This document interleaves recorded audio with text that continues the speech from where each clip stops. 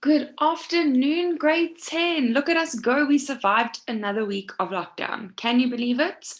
I'll be honest, sometimes I don't. Okay, this is amazing. I'm so glad to have you. It's a Friday. It's such a lovely afternoon. So let's get our geek on. So, if it's the first time you're joining us, welcome. I'll be presenting grade 10 IT. Okay, so today is a bit of a happy, sad moment for me because unfortunately, this will be the last lesson I will be presenting for grade 10 IT. I am a normal teacher in real life, or you know what I mean. So unfortunately, on Monday we're back to school in essence. We haven't got the heads up just yet, but the whole idea is that we're back to school from Monday. So I'm really sad. So this is going to be our last lesson, but let's make the most of it. Okay. So what are we doing today? So today we're going to be finishing up how we compare computers and smartphones. And then I just want to touch on some trace tables. Let's just bring some coding in a little bit, just so that it's not too overwhelming with all this theory. Awesome. So yesterday, the last thing that we looked at was we were looking at the comparison between smartphones and computers in terms of different storage devices. And we spoke about the fact that if we look at our internal storage, we obviously know that these desktop computers store significantly more information or data than what your smartphone would. So the storage space would then have to be that much bigger. Okay. And we also spoke about the fact that the average desktop computer has almost 40 times more space. Okay. 40 times more space than a smartphone. So no, we aren't necessarily. So one of the questions on our chat was, are we going back to school physically from Monday? No. So you are not going back to school physically from Monday. But from some of the teachers' point of views, next week is when things start getting put into place. We have to go through training on how we deal with being back at school and all of that. So unfortunately, things just, all good things have to come to an end, right? But not for you, only for me. Okay. Then if we look at our external storage, so we can essentially purchase extra storage for both a desktop and a smartphone. Although we need to take note of the fact that buying external storage for a desktop, okay, is then basically it's just more affordable than what it would be for a smartphone. And then someone sent me a message on the chat to say we started school on the 15th of April by Google Classroom. So shame, the poor boys. So I teach at an all boys school, and we had our April holiday, our March holiday, and we went back as of the beginning of April, which was great. So I must be honest, we've also been on Google Classroom. But yeah, so the high schools and your matrics and all of that, we have to start getting them back into the classroom. So, but we keep going, grade 10. Just because I'm not going to be here doesn't mean you aren't going to have a great time. Okay. Another thing I just want to bring your attention to, we also spoke about yesterday that Apple is one of the types of smartphones that you cannot have additional storage added to. Okay. Then when we talk about CDs and DVDs players, we do know it's possible to purchase some sort of DVD reader device. Okay. And although it's really expensive, it might not be very useful to us. I mean, most of us would like to think that we have a laptop or we have access to a laptop. So if we needed to load some sort of CD or DVD, we could make use of that situation instead of having to try install it on a smartphone. I'm really sorry, Poppy. I am really leaving. Maybe I'll pop in every now and then. Let's see. Maybe I'll pop in just to visit. But yeah, I'm really sorry. Okay, so let's look at the comparison of a smartphone and desktop in terms of processing devices. So here we're looking at our RAM, our GPU, and our CPU, okay? So if we start off our CPU, okay, even though smartphone processors are very fast, they actually are considerably slower than our desktop processors. I mean, grade 10, that makes a lot of sense. I mean, the amount of processing power that a desktop computer has to do versus a smartphone is a lot more. Okay, think about the amount of capabilities a desktop computer has versus a smartphone. Okay, and if we talk about our GPUs, we also have to notice that not only are they built in, okay, they must much faster than the ones of a smartphone. So we also need to know that you can pay extra for a faster GPU for a desktop computer, okay? But just know that the GPUs in a desktop is a lot faster than those of a smartphone. Okay, and obviously that makes more sense. Think about the picture that has to be displayed on a smartphone versus think of the picture that we're looking at right now, if, for an example, you're using a desktop computer. Then we talk about this thing called RAM. Okay, it's another thing that we refer to as the memory. And although some of the more higher end smartphones have the same amount of RAM as our average desktops, most of the time our RAM will be a lot slower than the general desktop RAM. So the RAM in a smartphone is slower than a desktop. Okay, so that's the processing devices. There wasn't really much on this, but I just thought I'd touch on it. Maybe we found it a little bit interesting. Cool. Then we look at things called our connectivity options, and we're going to look at three things. So we're going to look at the motherboard, our communication, and our ports. So I'm sure we've all can think about this logically, but smartphones are designed to be used in their own way. So we are not designing smartphones to be compatible with your external hardware in your input hardware and things like that. So we're not designing these smartphones so that we can add on additional devices. Okay, so because of that, smartphones logically would have less ports. Think about it. It makes a lot more sense. Think about how many things we can plug in to our computer versus how much we can actually plug into our smartphone. Okay, so just keep that into consideration. Okay, but let's look at the motherboard. So essentially, we know that a motherboard is built into our desktop computer or a laptop as well as our smartphone. Okay, and while desktop motherboards have additional features, okay, we need to also take note of the fact that both desktop and smartphone motherboards serve as the same core function. Okay, so even though they may differ or they may have different purposes, okay, they actually contain the same functions. They perform the same type of task, and that task is to connect to whatever hardware we're running.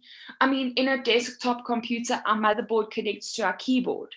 In our smartphone, our motherboard might connect to our screen, but essentially they're still performing exactly the same task. So if we look at a communication, okay, in that connectivity option, as smartphones need to make phone calls, okay, and browse the internet from anywhere, they are built in. So we have devices that are built in with more communication options. So there are some laptops nowadays that are built in with SIM cards. So you can access, let's say, your 3G, your 4G, even 5G. Some big cities in South Africa at the moment are rolling out 5G. But we mostly know that our laptop needs to be connected to some sort of Wi-Fi in order to access this communication or this connectivity. Okay, and lastly, we looked at ports. So we're going to speak about ports. So like I said, the variety of different ports on a desktop computer is that much more than a smartphone. But it's only the case because of the purpose for the design of what we want to use that device for. I mean, let's think of my smartphone. I do not necessarily want to plug in my USB or plug in some USB cable and let's say use a mouse or use a keyboard. Okay, we just need to think more practicality around these ports, okay, and it makes sense. But we also need to take into consideration that although there are more ports in a desktop than there is of a smartphone, there are some ports that are the same. So if you think of an aux port, okay, that 3.5 millimeter port, we have that port on a desktop computer as well as a smartphone, okay. So we also need to understand that phones have a 3.5 millimeter port, but many high-end phones do not. Okay, so can someone give me an example of a phone on the market nowadays that does not have this auxiliary port? Okay, this 3.5 millimeter port. What brand of smartphone at the moment doesn't run? An iPhone. And it's highly infuriating. You're hanging with friends, you're having a good time. Well, not at the moment. Okay, not at the moment. You better not be hanging with your friends at the moment. Okay, S20 Ultra is 100% another one. Okay, but you're hanging with your friends, you're having a good time, you want to play some music, they're passing the aux cable around, boom. Now you sit there and you're like, oh, I'll just listen to everyone else's music. Okay, so it's a little bit impractical some of the time, but we are reliant on the fact that our friends take us into consideration and they have a Bluetooth speaker instead of connecting with an aux cable. Okay, they've got our back. Awesome. So that is all in the sense of theory for this week, okay? And I'll get 3:30:10. I actually think, so let's check that, for instance. Maybe you can Google this for us. A Nokia 3310, if I stand for corrected, it actually has a 3.5 millimeter port. But I could be wrong. I could be wrong. Okay, let's check that. Cool. So we've spoken about the theory for this week. The theme for this week was hardware. Okay, it's the physical things that we can touch. The theme for next week will be software. So you'll focus on what allows the hardware devices to communicate with this software that we have. Okay, but let's look at some trace tables. Let's move away from the theory that we've been looking at. Okay, so basically, what is a trace table? So this is a table that allows us to track what variable has what value in which line of code. Okay, that's basically what it is. And it's helpful to almost track what each individual line of code is doing in order to almost evaluate whether or not we are going to get the desired output. Okay, you'll see in the ones to come that there might not be a correlation between our desired output and what we actually put in a piece of code. Okay, we also need to take note of the fact that if the result is not correct, okay, a trace table allows us to identify exactly where that logical error is contained. So there's 3 steps when we talk about trace tables. And the first step is we need to identify the variables. So why would this need to be step number 1?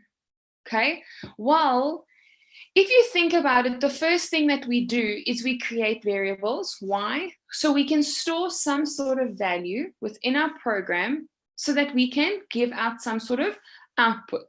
Okay, so that is why the first step is always very vital. The first step is identifying the variables. The second step is physically then creating this table. So the first column in every trace table is your line number.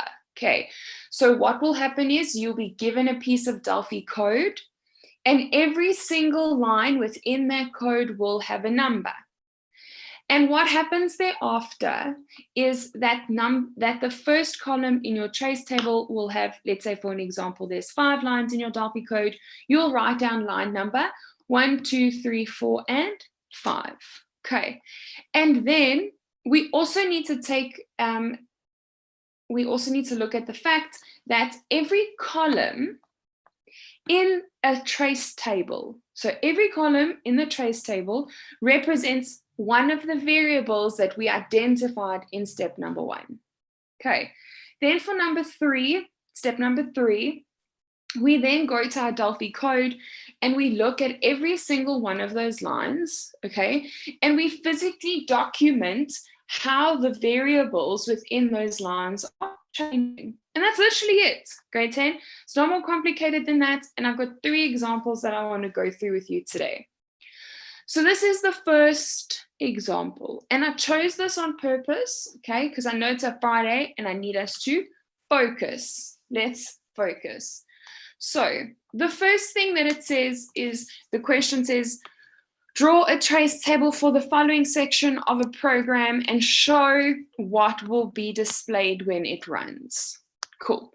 So what is step number 1? Step number 1, oh, can you go back one slide? Yes, sure. Oh, sorry. Okay, so this is trace tables, and this is how we create a trace table. So I will go back now, okay? Do you want me to go through this slide again? Well, I don't know if you're just taking notes. I don't want to move on if you're still confused. But I'll just discuss this again. So in the next one, first example I'm going to go through, it's basically what is going to happen is we have 4 different variables. How did I know that? Well, step 1 was identify the variables. How do we identify the variables? Well, there's this word called var that we use to declare variables. So we know that all of these things, letters, words, whatever you want to call them, okay, over here represent some sort of variable. Cool. So we have variable A, B, C, and D. We then know that A and C are of one data type, and we know that B and D are of some other data type. And we'll realize later on why this is the case. So let's now look at that. So that was the first thing, we had to identify the variables. So the second thing that we have to do is we now have to physically create the table for this thing. So within step number 2 comes another catch. Well, not a catch, but we have to then say, okay, well, our column is going to be our line number. Okay, so if we look at this example, there is lines number 1 through to 10. So we create a column and we write down line number and we write 1 to 10. Cool. Then we know that we have 4 additional variables. What are we going to do with those variables? Well, we are going to create 4 additional columns, and every column is going to represent a different variable. So in this case, our variables are A, C, B, and D. You can write any order, okay? The order of the variables is not crucial. But what I normally do, and what I normally recommend to the boys that I teach, okay, is that always go with the ones that come up first in the lines of code. Okay, so in number 1, in step 1, where it says identify the variables, I always say to the boys, okay, well, take a pencil and write down the variables that you want to use, so that you can then logically make sense of the variables as we're going through each one of those lines. So what do I mean? So can you see in line 1, we're working with variable C. So I always recommend that you go in order of the lines so that you don't miswrite any of those variables within that column. I mean, the rule of thumb, if you had have thought that line 1 and you had have gone to A, you would have been wrong. But just because A is 1 doesn't mean C can't be 1. Okay, I hope that makes sense. But you'll see what I mean later on. So basically, we are then going to, in line number 1, it's saying assign the value of 2 to C. Okay, so if I go to the next slide, can you see, here's my first column. Okay, there's my first column. I have a line number and I have line numbers 1 to 10. Okay, can you see my first column is C? And I explained to you why I do that. You need to go with what's best for you.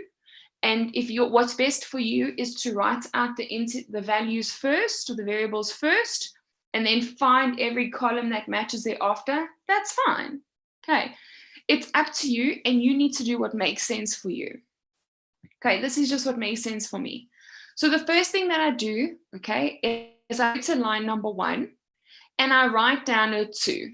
So what does this actually mean? So this actually then means that when we look in line number 1, the variables within this line, okay, C has a value of 2. A has no value, B has no value, D has no value, and there's no outputs. Okay.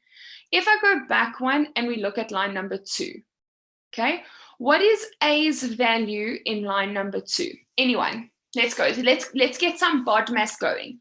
What is A's value in line number 2? And hey, oh, it's 2. I hope you calculated that and you didn't take note of it from the previous slide. Okay. Oh, now I'm giving you ideas. But if you're not sure how we got to 2, let's look. So BODMAS tells us that we multiply before we minus. So we know that 3 times 5 is 15, okay? So we then know that 17 minus 15 must give me 2. So, okay, you go to our next column, okay, and this is now A. And we then say, okay, well, the next variable is A, because that's my column. We go to line 2, and we say that A now has a value of 2. Mandla, I'm so glad that you're with me now, okay? Because some of this is a little bit tricky, especially with the maths. But that's why we got each other's backs, okay? So now we understand, but now my next question is, what is the value of C, the variable C? What is the value of C in line number 2? Anyone? Ooh, okay. So it's not necessarily 0. Can someone tell me why line number 2's value is not 0? Or can someone just tell me what line 2's value for C is? Okay. So basically what happens in a trace table, okay, is we need to understand that I haven't changed C's value in number 2. Can everyone see that? I've left this blank 100%, but I have not changed that value. So in line number 2, C still has a value of 2. Okay, so basically, whatever the last value that variable has is the variable value that it holds. Okay, 100%. So it's 2 unless it's changed. So for the remainder of these 10 steps, for as long as we are not touching C's variable, it will have the value of 2. So it's 2 throughout, 150%. So the reason it's 2 throughout is because I don't touch the variable C again. Like if we go back to this slide over here and we look at example 1, okay, then it would be 0 on line 1. So in A, so A's value is nothing in line number 1 because it has not got a value as yet. The only value that happens in line number 1 is that 2 is allocated to C. So A's value would be 0, B's value would be 0, and D's value. In line number 2, okay, this 2 is carried down. So in line number 2, we then have 2. We then have A now that also has a value of 2. B's value is going to still be 0. Because we have not assigned a value to B in the column as yet. That is why I think it's so crucial to do the columns in the variables as they come up. So we can never forget where I started and where I ended. Okay, That's why I think it's crucial and why I think it's better to do it this way. But like I said, everyone has their own preference. Okay, so if we go back to line B, okay, A now has a value of 2. We know that. So how it stands, C has a value of 2, A has a value of 2. That's where we're sitting at. So if we look at line number 3, it says that we want to assign some sort of value to B, and we have to calculate that value. So we have 7 minus A times A.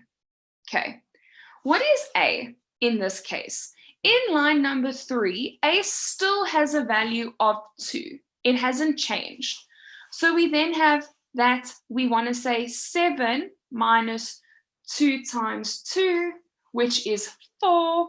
So we then have 7 minus 4, which gives me 3. Mandla, you're on a roll.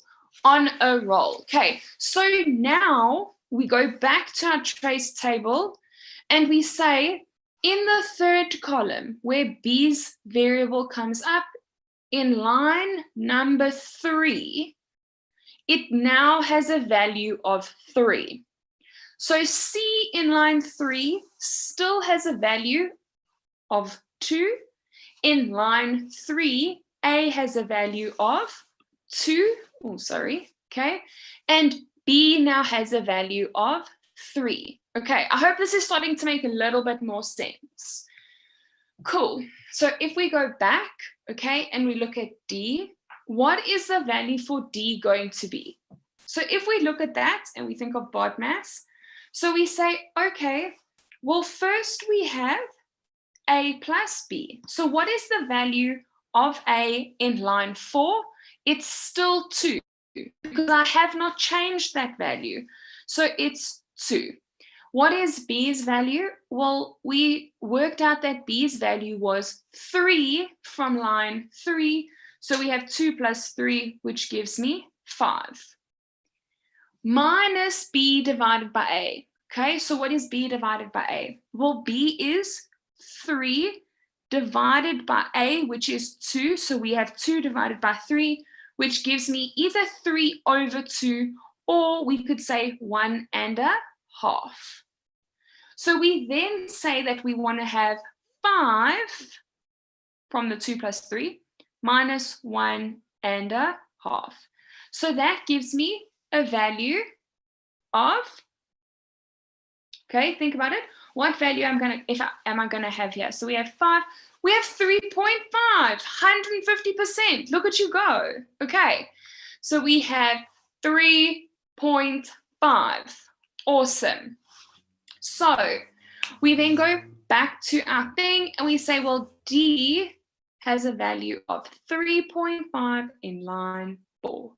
Okay, so if we carry on with our logic, that then means that in line 4, C has a value of 2, A has a value of 4. In line 4, A has a value of 2, and in line 4, B has a value of 3. Okay, so I hope that makes a little bit of more sense now. But what I do want to bring your attention to, and when I started this example, I said to you, I would speak about the fact that we had 2 different value data types over here. Now, can you see how crucial it was that B was a real number? Why? Why was it crucial that B had to be declared a real number and not an integer?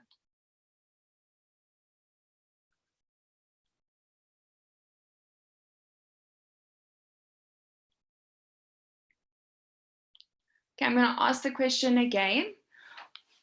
Because it would be divided. 150%, it's because we divide. Until you are on a roll. It's because we have decimals. Okay, so let's just recap data types here. Okay, so integer values are whole numbers. So when we're working with whole numbers only, so it means we have 1 or we have 2, no decimal value. Okay. When we're working with real numbers, it means that that value could contain a decimal. Okay, I hope that makes sense now. Okay, so that is why we chose those 2 different data types. Okay, Then let's check what happens with line 4 and 5. Can you see that B and A now have changed values because we're altering the value that it had because we went from line 3 to 5. And how delta works is it reads line 1 does something, line 2 does something, line 3, you get the point, okay? It's like when you go through every year that you've been of your age. So if someone has to say to you, how old are you this year? You can say, I'm 15 now, but when it's my birthday, okay, I'm going to turn 16. Does that make me 15 anymore? No, I'm still 16. So when we've gone through every one of those years, that value holds the last one of the ones we've gone through. I hope that makes sense. Your 16th year of being alive, you are 16 years old. So same thing works with Delphi. In line 6, whatever the values every variable had in line 6, those are the values that it carries. Okay, so if we look at B and A then, so we get new values based on the calculations, okay, and those values look something like this. So B will have half and A will have 1. So now my next question is, what is C's value? Oh, sorry. What is C equal to in line 6? What is B equal to in line 6? And what is D equal to in line 6? Okay, so let's think. So what is, so C, Mandla, is 150% equal to 2 in line 6 because we have not changed that value. So C still has the value of 2. Awesome, 100%. What is B's value? Grade 10 in line 6.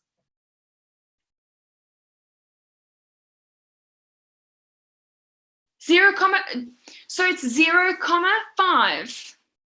I think you just mis-swapped the variables there, Mandla.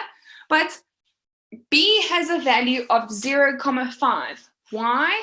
Because when we changed that value, it updated the value of C, or of B, sorry, update the value of B. So then it overrides the value of 3. So B's last value, can you see B's last value was a half, so that is the value it holds in line 6. D is 150% Karabo, 3,5, because the last one, okay, the last value that D ever had was 3,5. So in line 6, D is 3,5. Awesome. Mandla, amazing. A is equal to 1 in line 6 because it's the last value it ever had when we wrote the values for A down. Okay, so I hope that makes sense. Then in line 7 to 10, they ask us to show the variables values. Okay, those are the outputs. Can you see that? So we then go to our output column and we write down the last value any variable had. Can you see the last value C had was 2? So C's value is 2. The last value A had was 1, so A is 1. Okay, I hope that makes sense. The next example is a lot less tricky, I promise. So let's look at the next example. So this says that a person buys 2 items and receives a 10% discount, okay, on the total price. That is calculated on the discounted total. Calculate the total before the discount was applied, the VAT amount payable, and the total due after VAT was added on. And then they ask us to display the final total. Okay, so let's logically make some sort of sense of this. They've given me this algorithm. They've given me these steps. So they've physically given me that line 1, this is a value. Line 2, this is the value. And line 3, you get the point.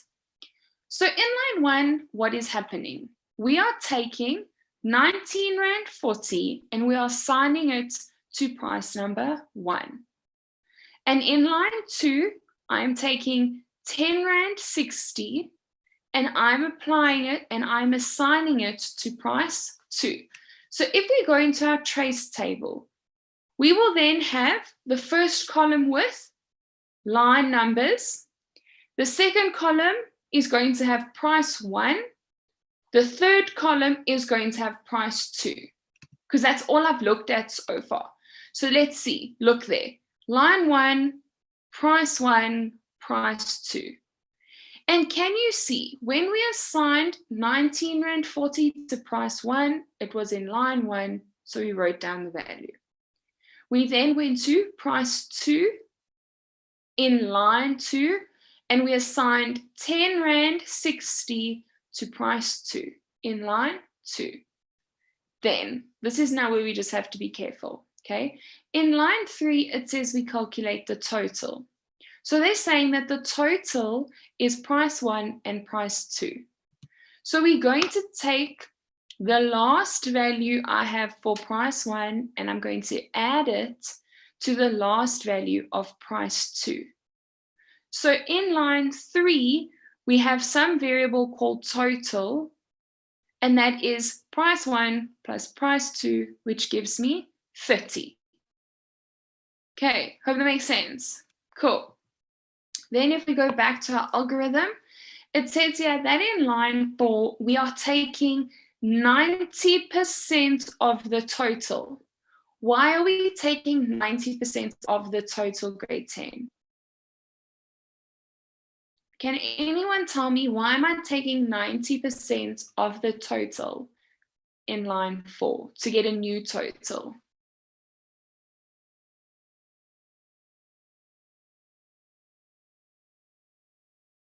Okay, so the reason I'm taking 90%, because of the discount, 150%. Look here, guys.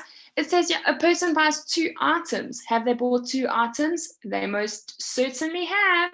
Boom, because there's a 10% discount. So there's 90% of that total still payable after the discount. So total gets a new value, okay? And it's 90% of the previous value. So what is the 90% of total? Well, 90% of total is 27. So now we need to just be smart. We know that the last total from line 4 that total had was 27. So the value it holds now is 27. It's lost that 30 Rand already, okay? We're now saying that the new total is 27 Rand. Awesome. Then in line 5, we calculate the VAT, and VAT is 15% of total. So we go to our VAT column and we work out what is 15% of 27 Rand, and that's 4 Rand 5 cents. Cool, no worries, we're happy with that. In line 6, it says that the total now gets a value of what the total was plus VAT. Okay, this is now where we need to be smart. Before line 6, total had a value of 27 Rand. So in actual fact, what is happening in line 6 is we're saying that we have 27 plus the 4 Rand 5 cents of that, which gives me a new total of 31 Rand 5 cents. Okay, hope that makes sense. I hope that isn't too tricky. I know it's a Friday. Oh, I'm asking you to do lots on a Friday. And then obviously they asked us to display the total. So we go to our output column and we're going to then say, well, this person, because they bought 2 items, they can receive a 10% discount. And that total that they're then going to pay, including VAT, is 31 Rand 5 cents. Okay, let's look at the last example. So this example is written, okay, so we essentially then also want to do another grocery shop, okay? And clearly I was thinking about shopping when I set this, okay? But there was a problem in this, and I just want to show you how we deal with corrections quickly. So, can you see in line number 11? That's this one over here, okay? So the total is equal to the cost. Well, that doesn't make sense. The total might not be equal to the cost. Total must be the total of everything. So if it costs me to do 2 things, it can't just be the cost of the one thing. So what actually happened here is they mistyped. There was an error. Line 11 is incorrect. So when we showed a trace table for this, in line number 11, instead of adding up the total from here to there, we only had the cost value in line 11, okay? So it says here, that question 2 asked us to write a short description of the logical error that this program had. And it comes down to this. The logical error within this program is that the total is calculated incorrectly towards the end of the code, and that code was provided to you. So it was in line 11. So the total calculated with the total plus the cost. While where now it's only calculating the total in terms of the cost. Okay, you can go through this. This example should be in the textbook, okay? The textbook that I've been using. So this is just in the practical textbook. Just take note of that, okay? So the person is only paying then essentially for the cool drink and not both the items, okay? I'm just going to go back to the Delphi code to show you again what I mean, okay? Can you see in line, let's say line 6, okay? In line 6 over here, can you see total was total plus cost? And then all of a sudden when we calculated the total, they only included the cost. Line 11 is incorrect. Okay, the total should be whatever the total is plus the new cost calculated. So this is incorrect. So they then ask us to write the line number of the statement that's incorrect, and we have to correct the statement. So line 11 is incorrect, and the corrected statement would then be that the total must equal the total plus the cost. Okay, awesome. So I know it's a Friday, but I've hardly given you any homework for this week. And basically what I want you to do is just go to this should be the practical textbook now. Go to the practical textbook and just read through this example, because there's something really problematic with this example. And that's the whole point of this activity. So you do not necessarily have to sit down and do it. Just familiarize yourselves with it so that Monday, come when the solution's discussed with you, you have some sort of context, okay? And this is the code that they give you for that example. So already, let's look at line number 1 quickly. length is a variable. How did I know that? Well, we declared it under variable over here. Do variables have captions? No. Labels have captions. So this dot caption part over here is major problems. Okay, so there are major problems within this Delphi code, and this example looks at that. Okay, so essentially, what did we do today? I just finished up the computers and smartphones, the comparison between them, and we looked at trace tables, okay? And on Monday, we're going to finalize trace tables, or you'll finalize trace tables, and then you'll start looking at software, okay? But grade 10, it's my time to love and leave you, okay? You must have the most incredible weekend, and you must have the most incredible time back at school, whenever that might be, okay? But yeah, that's me. That's our lesson over. Thank you so much for coming. Hope you learned some things, and you must enjoy the rest